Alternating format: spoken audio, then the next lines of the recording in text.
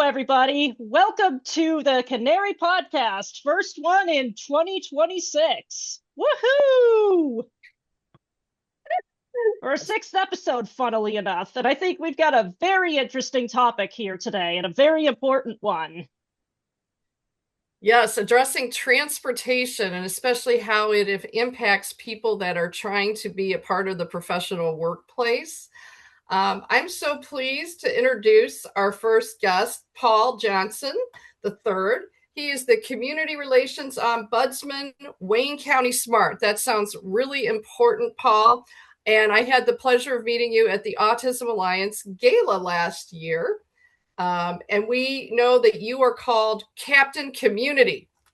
Yes, that's one of my many nicknames, and I get it from being in the community and really ingratiating myself to many of the community leaders. So I love what I do, working for Spark.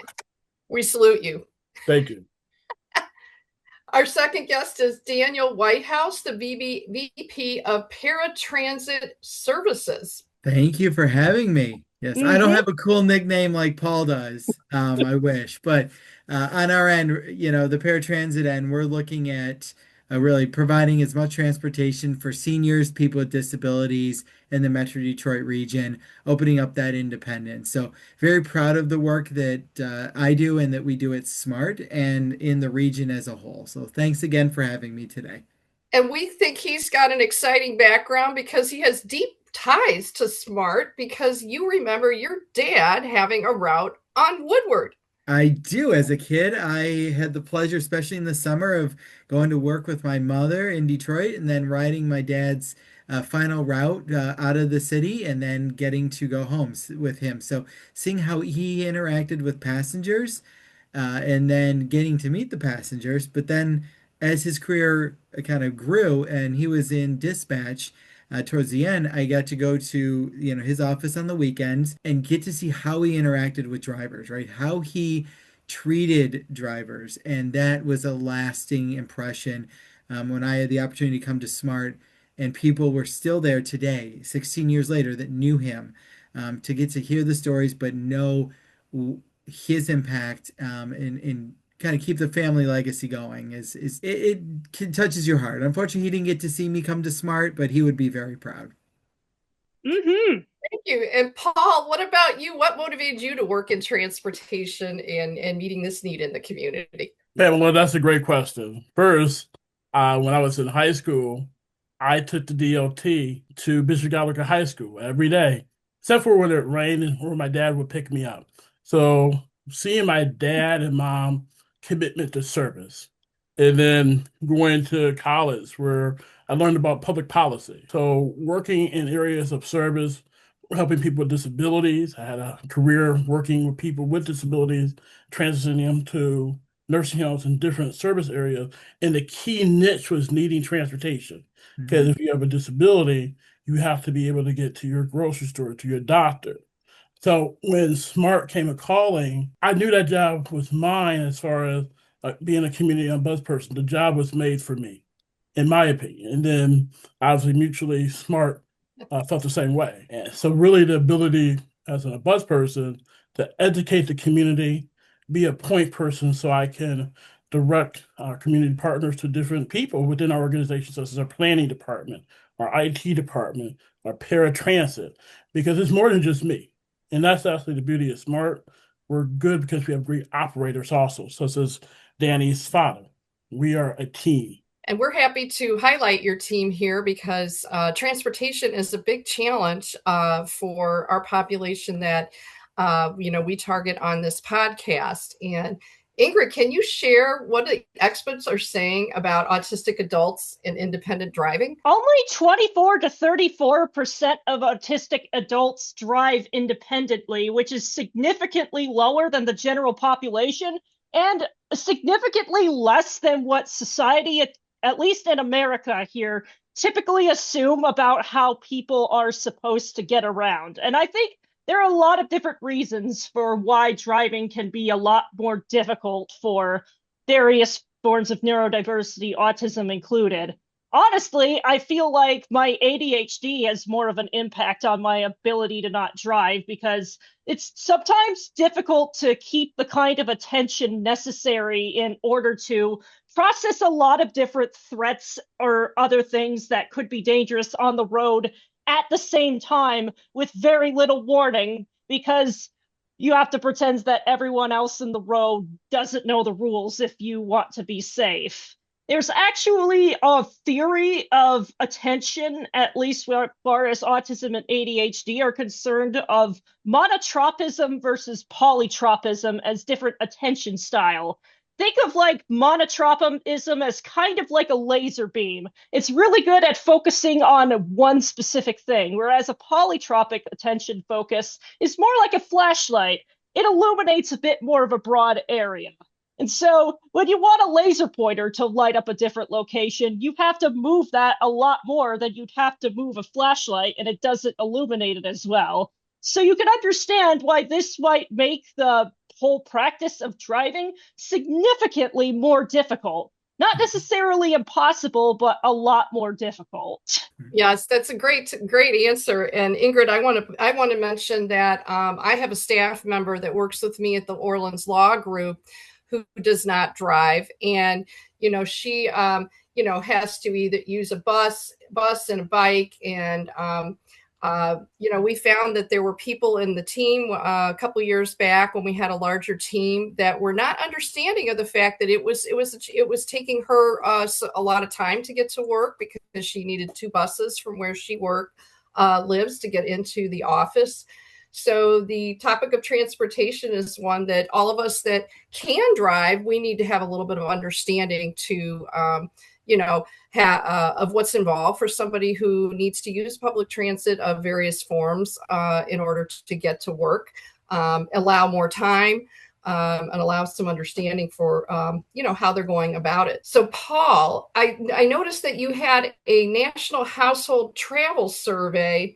I was curious if you could talk to that a little bit. A national household travel survey? Yeah, something about like 28% of non-drivers with travel limiting disabilities reported using public transit at least once in the last 30 days. What do you see the usage now, maybe compared to that time? Well, I don't have that data in front of me, but I can just speak to you as far as my experience, my personal experience, working with people with disabilities. If you have physical limitations, it sometimes limits your ability to drive. So that's where Danny's department, where we have our paratransit services, really fills in that gap for services. And that's really important as far as independence, because when you're senior or have mobility issues, you should have that opportunity to live independently and have access to going to the bank, the grocery store, going to see the Lions win the Super Bowl. All those things can be possible with transit. So that might be kind of keeping some gaps as far as that question. Maybe Danny, did you want to fill in any other gaps? So what I'm hearing, Paul, is that if we increase transit, the Lions will win the Super Bowl. So yes, I love that. Yes. But Paul, you really nailed it, right? So you mentioned a lot of the keys, right? We're looking at every avenue to how do we increase independence. I know that we started this talking about the workplace, right? Travel training is something that's very important in the region. We had a success story a few years back where a gentleman was pre-booking paratransit trips, and the boss would call him and say, hey, so and so called in, can you come for an extra shift? And he couldn't, right? So he, because everything had to be pre-booked. Went through a travel training program, learned how to use the fixed route, and from that was able to obtain a better lifestyle, right? More money coming in, able to pick up more shifts, was able to move to a larger apartment, right? All these things just from learning a new skill and being able to do that. Now, the travel training, everyone thinks that once you're trained, that's the end of it. And so there's a fear of that. But what people don't realize is once we train you on one route, that doesn't mean we're leaving you for good. If you get a new job, if you have a new experience, we will come back and use our travel training program to train you on those other paths. We understand that, people don't just live A to B, right? The goal is for them to live to A to B to C to D and so on, where they can know to use transit for the grocery store, for the leisure trips, right? Going out, going to the movies is just as important as that medical appointment, as that grocery appointment. If people stay isolated, that's when we have bigger problems. And so Hmm. the objective in smart services and travel training is how can we make that as broad and available as possible? And it's not just for smart, right? That is, the push nationwide with microtransit services and more travel training programs is how do we give more of that independence back? How do we teach that independence? And I don't know how many of you experience this, right? But there is a population where you have parents or loved ones who are, worried about the safety, right? So a lot of the travel training that we try to do will involve loved ones, caregivers, so that they can see, Love that. I'll use myself for example, right? So if I'm in that program and my parent or guardian can see me be successful, it's taking those training wheels off, feeling that confidence of, okay, he can do this. He's been trained, and now I can, we will also teach them steps of here's how you can help, right? Ride in a car behind them their first few trips. Don't sit with them, but ride in a car. Make sure they got off at the right spot. That's how we reinforce the training. I love that. And you're reminding me of, I mean, it's a team effort, right? And sometimes it's combining services. I think of my staff member again that rides the bus into work. The bus that she takes drops her off at Somerset Mall, in Troy, and then she still has to make it, the next mile down to the office. Well, in regular weather, that's fine. She'll bring her Mhm. bike or she'll walk. But when it's cold, like it's been the last, couple of months, I've had times when if there was something that was mandatory to come into, I would volunteer to go meet her at the bus stop and pick her up and take Mhm. her in the rest of the way. I'm coming from the opposite direction, or I would offer to do more, so sometimes it's just how can I help fill, complete the gap here. And I know, Ingrid, you have a great topic about how the inability to drive impacts how, Oh, things can be expensive having deliveries and things versus being able to go get things on your own. that's just, hey, Hmm. Ingrid, before you say something, I wanted to bring up something that you said, Pamela, as far as if Yeah. somebody goes to Somerset, or let's say, in this case, Oakland Mall, if Yeah. somebody has a disability, or just has a longer walk. We have, in our newer zones, we have what's called flex. And in certain zones, let's say you go to 2 minutes away from the bus stop, the flex will kind of get you to that actual bus stop Wow. as a help. But you have to be in that zone. Also, Okay. sometimes get you to the destination too. So that's something added because we understand people need different means of transportation. So I just wanted to fill in that gap as far as the help. Yeah, yeah, great, Paul. And I know we're moving to the topics, but yeah, it is. We've all transit agencies, right, have been looking at that first last mile connection. Getting to the bus stop can be problematic for people, right? They may have the independence to utilize the fixed route, but how do they safely traverse, right? Pamela, you did a Hmm. great job of bringing up the weather conditions, right? You may have somebody Also, low vision. sidewalks. The sidewalks may not always be there or be appropriate. Or there's theoretical Exactly. bike lines, but most of the time other cars park in them, or it's just like, I have 3 feet between this and the road, and I don't feel very safe. Right, exactly. You could have Excellent somebody point. low vision, little piece of ice that is not easily noticed on the Right. sidewalk, and now you've got a slip hazard. So the first last mile is aimed at how do we reduce those barriers. Great job, Paul, bringing that up. So I know, Pamela, Yeah, you were and we going to do have important transition. things in the office. It's the anchor day in the office, right? I mean, we do also promote, having accommodations for people who can't drive, maybe, because the maybe their route is long, maybe they don't need to be in every day, can you give them accommodations? They work remotely a couple of days and then they come in a couple of days. Hmm. But when you have like important events going on, we don't want people to miss out on that socialization, and Dan, you brought up an excellent point. When people are isolated unnecessarily, that's a mental health issue.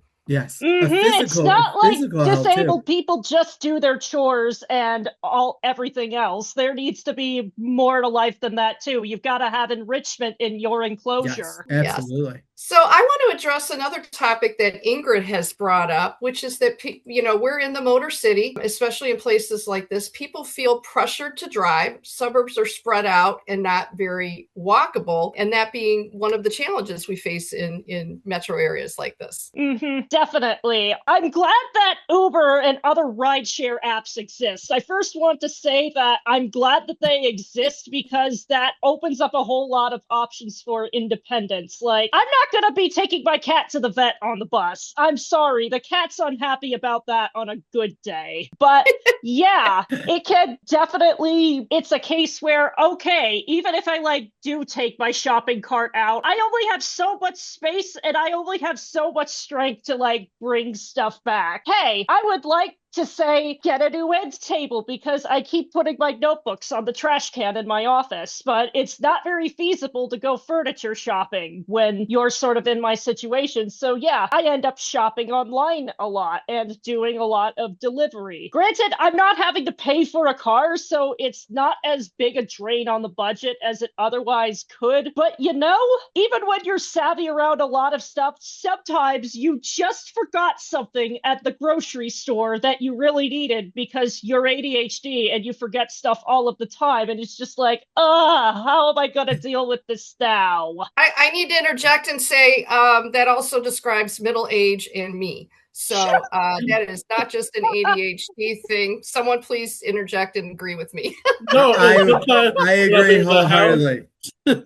Or remember to bring your wallet or your keys. No, that's definitely a great point as far as having yes, you made some fantastic points. I am the queen of using DoorDash's Dash Pass in order to get stuff done. You can do a thing where you bundle your groceries and something else. So I'll just get that and get lunch at the same time on Saturdays, which is great for this cold weather when I don't feel like going out. Yes. So, Ingrid and Paul both, isn't there been a little bit of a generational shift now? Like my generation, everyone thought they had to drive, but aren't you seeing more people that are open to using public transit and other options like Uber versus getting their own car and driving? Have you seen a change? Yes.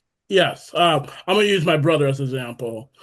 He's 8 years younger than me. He didn't get a car until 3 years ago because he enjoyed taking the bus to work because it was more affordable for him. It's about cost. Mm-hmm. So you buy a car, you have a $350 payment. We're not even talking about car insurance. And now because a lot of jobs are limited, they don't pay a lot.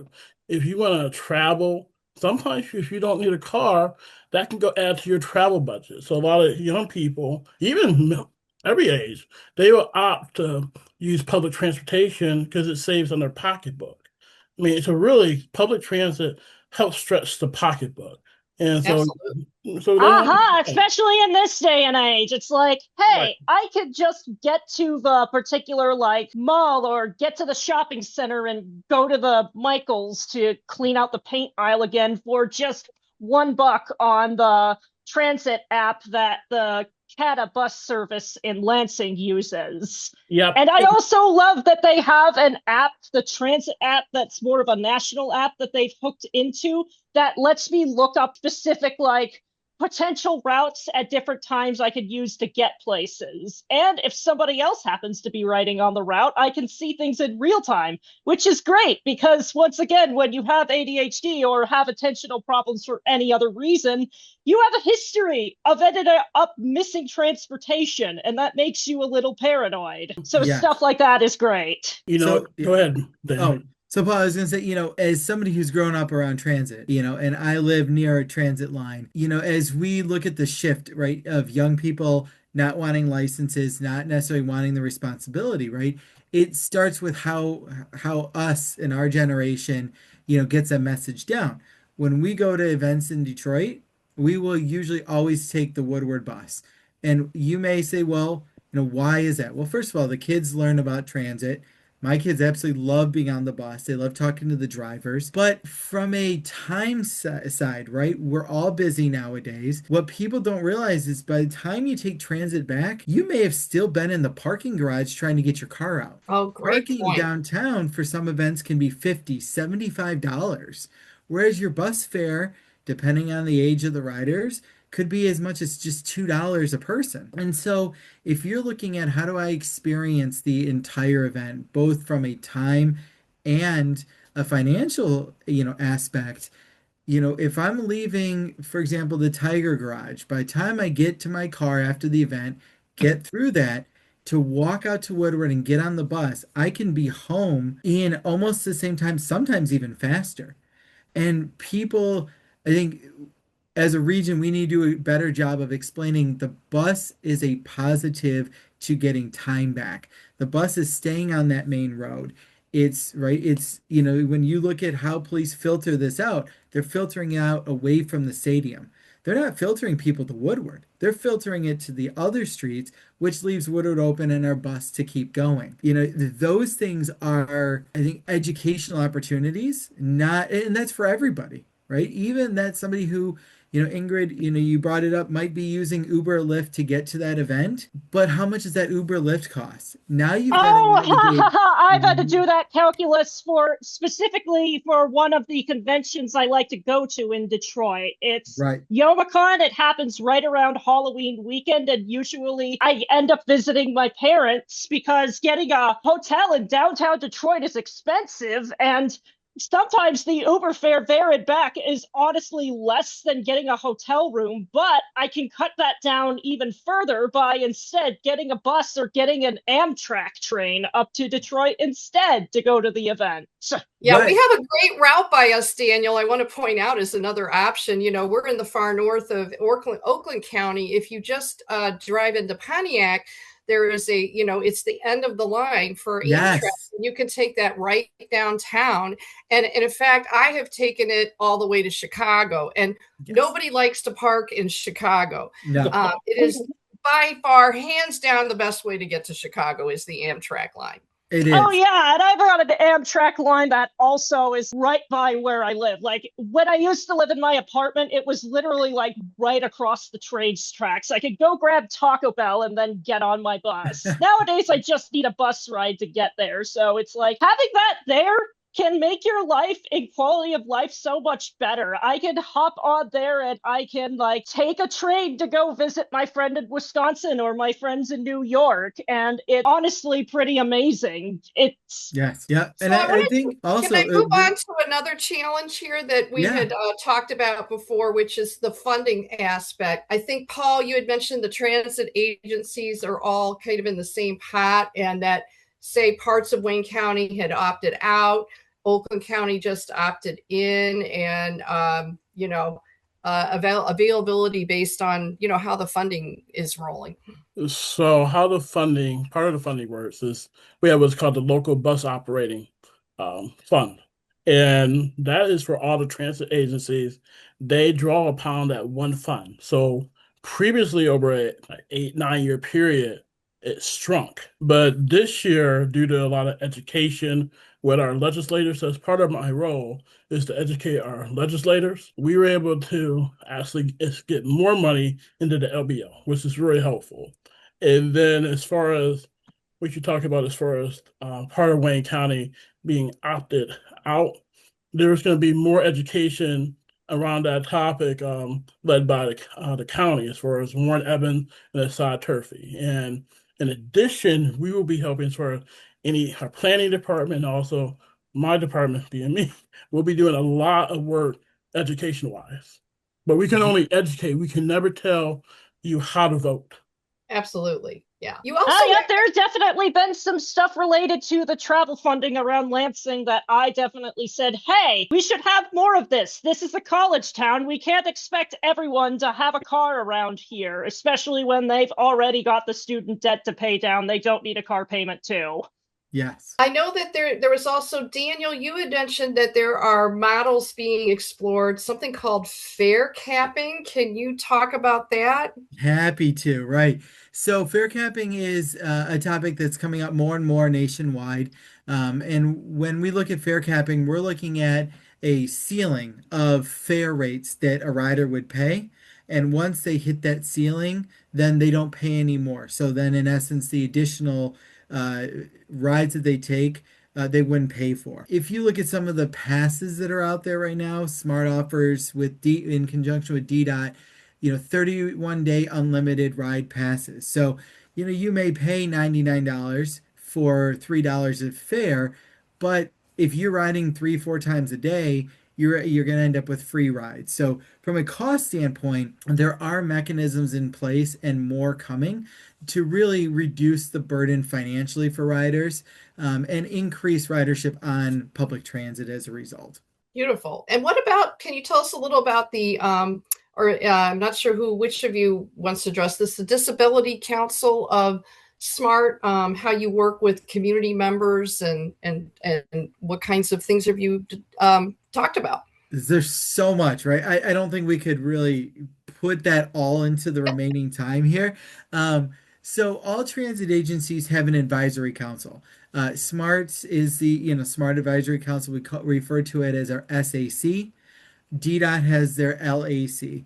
And these organizations help with ensuring that we're following guidelines, being responsive to our riders. So our advisory council meets 3 to 4 times a year, and we go over briefings from nearly every department. We're talking about, our rider guidelines. We're talking about access for people with disabilities. It's an open public meeting, so people who have concerns can attend, just like a board of directors meeting. But the goal of that is an advisory council, right? It's made up predominantly of people with disabilities, who are representative of the region, and they are a great resource. So when we're doing new vehicles or we're trying to do a new service, that advisory council is who we lean on the most.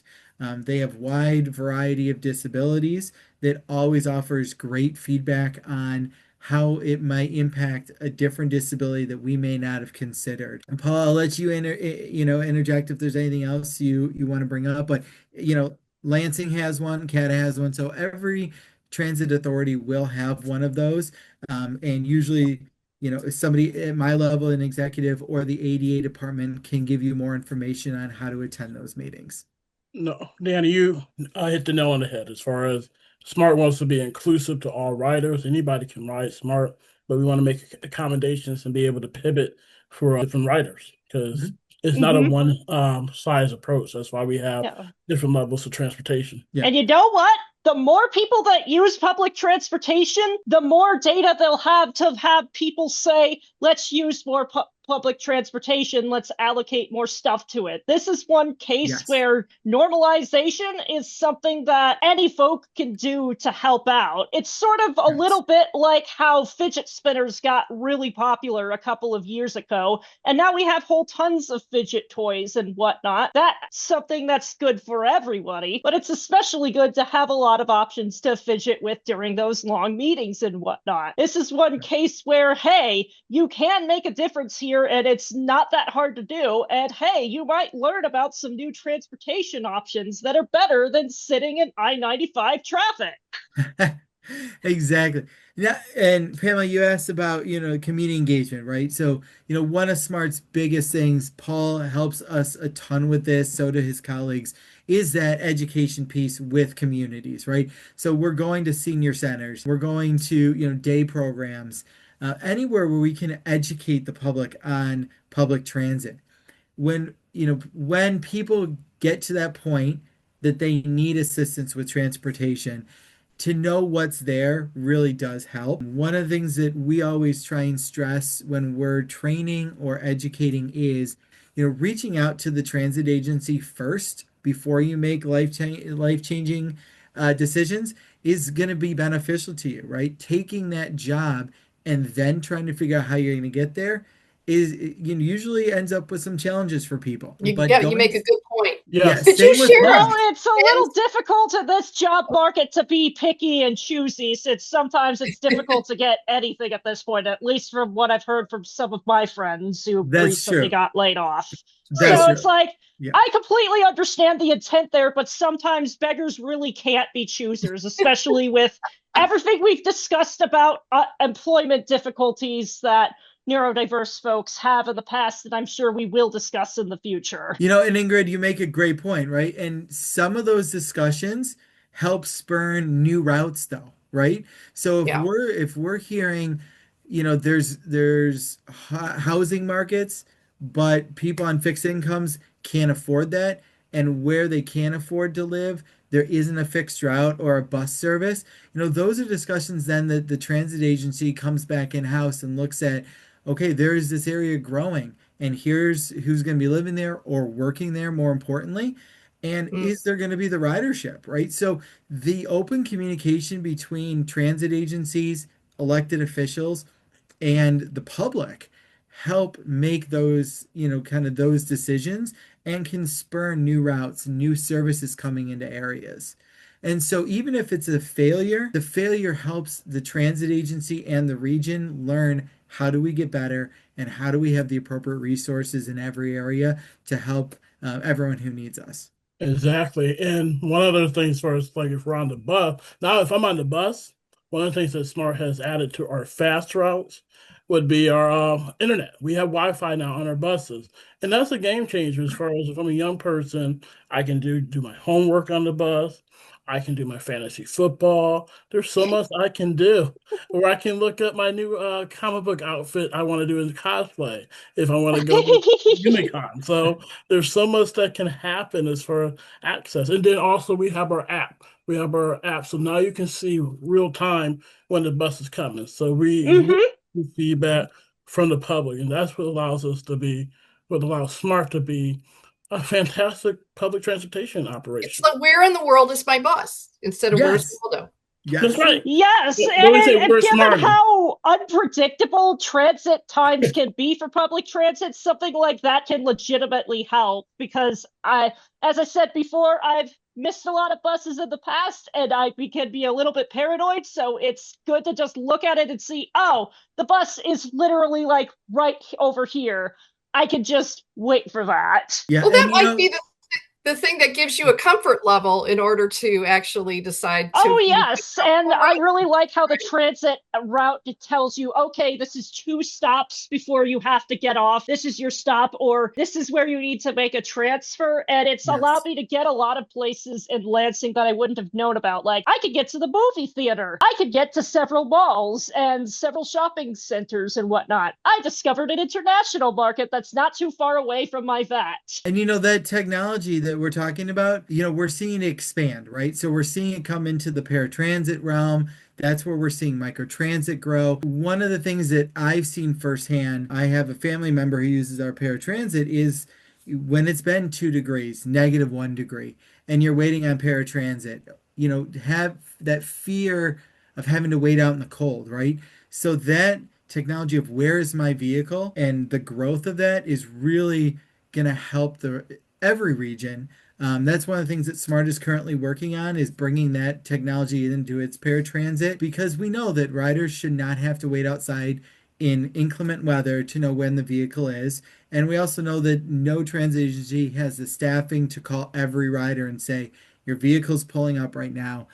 So that technology long term should really help and ease some of the frustrations of traditional or, prehistoric, right, transit. Well, we've Uh, enjoyed having both of you here, our guests today. And Daniel, can you share with us what you think some wins are that we've had recently? I know you talked about the apps, or what are you looking forward to in the future of transit? So Smart specific, we're looking forward to new routes that are coming online. We just did a 3-year study on where transit needs to grow within a region. So we're looking forward to more engagement, more support for transit, and seeing where the growth can be and the new routes coming online.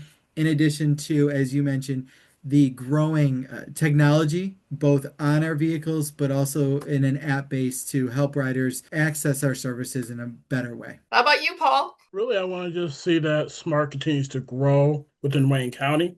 Additional services such as Flex. We have new Flex zones coming in the Downriver area, in the Romulus area at some point, and a few other service areas. I want to see that people continue to be in love with transit like I am. Transit is a beautiful thing, again, where now we have internet on the bus, on the fast routes. People are able to do things, for answer your emails, work. Want to be able to educate folk that we are an economic connector for cities and a social connector where you can watch movies at the park, listen to jazz. We're here. We're here to be a connecting piece for the community. And I'm happy to be Captain Community also.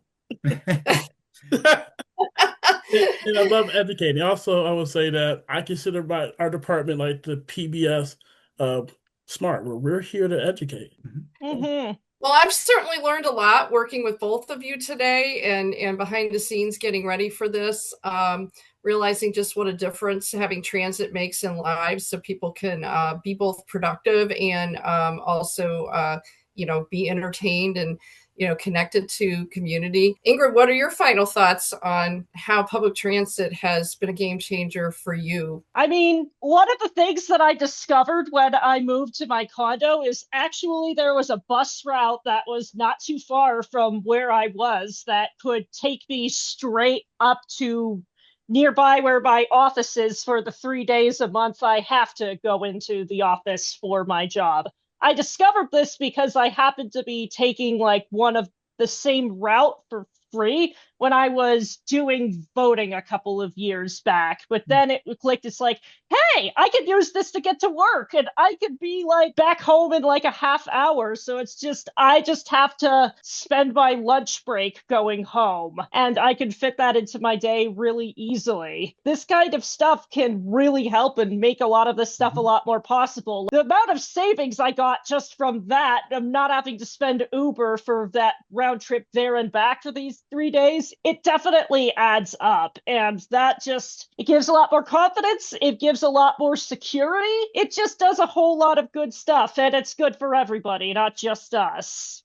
I think for me as a parent too, I'll just wrap up by saying that, I feel good knowing that Ingrid can have a very full, engaged lifestyle, even though she doesn't live in the same city with us. And we obviously can't drive her everywhere. To know that she's going to conventions, going to the store, doing all the things that she wants to do, in large part because of public transit, is very gratifying for me. Paul. Yeah, I also want to add that the External Affairs Department, as far as the education, please do not hesitate. Go on our website, go on our Facebook, go on our YouTube, our LinkedIn. That's another way of learning about what's happening with SMART, because we want to make sure that we are trendy and supportive as far as people of all age brackets. So people ingest information on different levels, and that's really receptive and inclusive of working with the public. So please, our Facebook is Smart Moves Us, and the same thing with our Instagram.